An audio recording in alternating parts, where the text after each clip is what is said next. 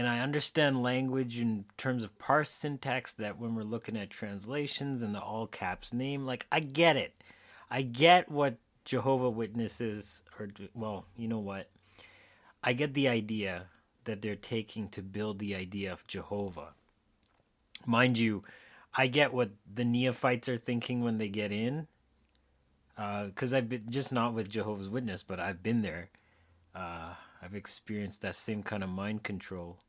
But sincerity, it's born out of sincerity, and that's the same thing. Like, well, pretty much every religion, man. But, like, I understand what Jehovah's Witnesses were thinking. Well, Charles Taze Russell, that's a whole other issue. But, of course, he was a Freemason. And well, we know the Freemasons are run by the Jesuits. And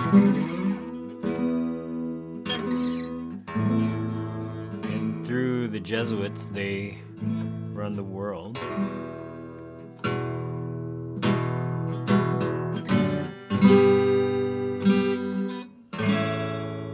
Kept the world enslaved through the birth certificate. And they just try to control us, to feed us lies, because really, information is the only weapon. But you know, we're waking up. We're not asleep any longer.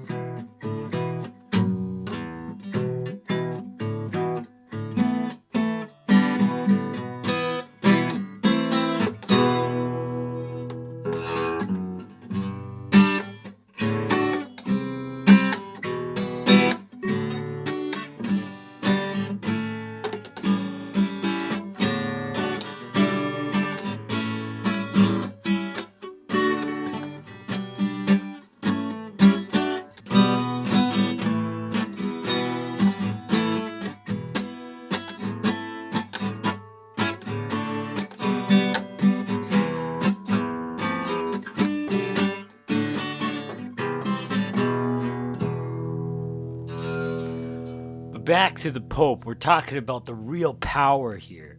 Who's pulling the strings? Because the Pope is not born into a dynasty.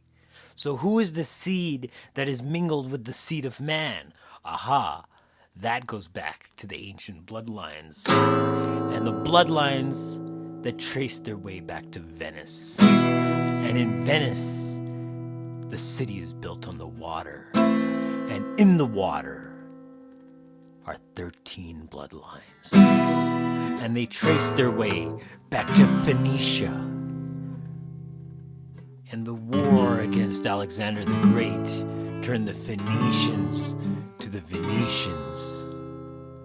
Well, not right away, but they did relocate to Venice. And in Venice, they founded everything that was already existent before that. But they do have a large amount of control over the world, and they claim this bloodlines. They go back through Solomon to the bloodline of Jehuda, or Yehuda, or Judah, or Judah. Sorry, guys, my Hebrew. I read the text in Hebrew before I read them in English, so I always remember the Hebrew pronunciations. All right, so we'll be back right after these messages.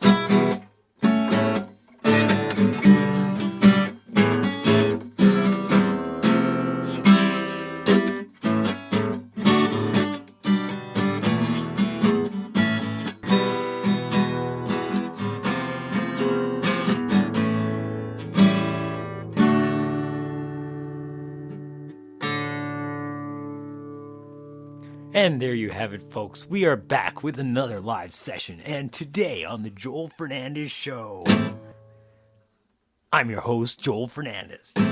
And today on the show, we are having quite a bit of fun, actually. Talking about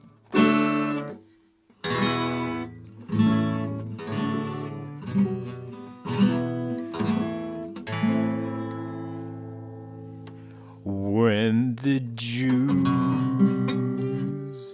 are in Israel. I'm talking the Jews are in Israel. Messiah comes. Messiah comes.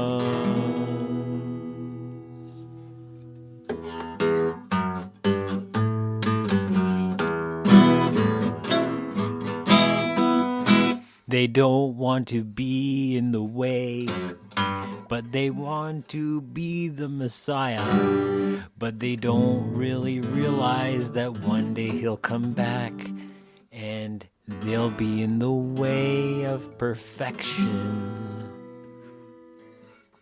Just know it, guys. Just know it. They're in the way of perfection. And we'll have 1,000 years of perfection.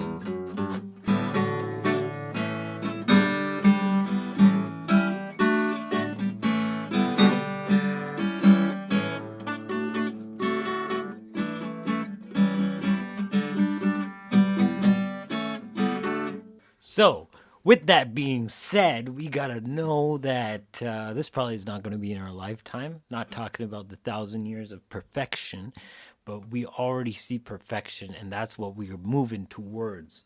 It's fast approaching. Like, as an age of perfection, that's what we're entering into, but there will be phases of entrance. There will be phases. There will be phases entering into the new paradigm. People will adopt, people will adapt, and they will decide how to live best they can with the circumstances they have in the new awareness that they have. We can't be pessimistic. We can't allow, just because the evil is out there, it's out there waking people up, man. People are being woken up left and right. Honestly, we're being woken up left and right. Do you think the enemy has control when we know about it? This is all a Saturnian ring, and the veil of Saturn has been pulled back. This is what I'm talking about. It's a Saturnian ring that operates on the manipulation of the physical density of language and law. But the thing is that with the veil pulled back, right, we can see with beyond the senses of the seven heavens. And the seventh heaven is Saturn, which governs, logic, not so much intellect, but the real deep reasoning and, principles of cyclical justice. Also, that's analogous to Yahweh. But that isn't Yahweh in Yahweh's definition, but that's analogous to, which is why the Jewish community wears black. It's all layered on top of itself, like the Hasidic and a lot of Orthodox Jews. Why they wear black? It's like, of course, they tell the neophytes it's because we're in exile, and that's the state of God's relationship with us right now. So they wear that as a sign of mourning for Mother Jerusalem. But at the same time, like, they actually keep the 7-day Sabbath, which is the Sabbath of Yahweh. That is what it is. And for those that didn't catch that, Yahweh is, like I said, representative of the Saturnian idea of cyclical justice. And that's also isness. But isness is not the state of being that's associated with Saturn. Saturn is below that, because Saturn itself is a manifested being, or state of being, or state of awareness, a domain of physicality. All of the seven heavens are domains of physicality, or have control over the physical domains of society. But when we transcend the physical domains of those seven, whatever you want to call them, Then we break through the firmament, because the firmament is this, and we enter the stellar mobile, or the stars. When we talk about the stars, we're actually like looking up and seeing past the seven heavens and into the realm of the probability source field. And all of these stars could represent probabilities. Like, you don't see that many in the city. You don't even see that much in the country when you go out there for some reason. But stars, man, there's a lot of stars, and I seen them when we went to India, man. It was amazing just looking up, and it's like, yeah, I can get it why they call it the Milky Way, but in the cities you can't, man, you can't see it that way. It's crazy. But anyway, I digress. When we hit the stellar mobile, we actually see things from that higher, outside of the seventh firmament or seventh heaven in the firmament dimension. And stars and all have a whole other meaning in relationship to the earth and what they've told us and what they've made us mock all our lives. But the whole point of this is we have to understand that when we break out of this awareness of the illusion of the media, when it's just media, it's not Saturnian. But when it's being used to manipulate psychology, and especially mass psychology, then it's definitely Saturnian. And we're talking a very deep kind of intrinsic value that is placed on physicality that we all hold dear. But we have to realize that physical reality is subject to our state of being. That's not to say our state of being will shift physical reality like that. But what I'm saying is that physical reality's state of being is a mirror of your state of being. It's a mirror of your state of being. And whatever's unfolding is a mirror of your state of being. And there's things that we're born with that we can't control. There's trends and things that we learn that we can't control. All of that we can't control. But what is the real nature of reality? Here, check this out. The real nature of reality means that we're in control. And with that being said, I want to go to a break.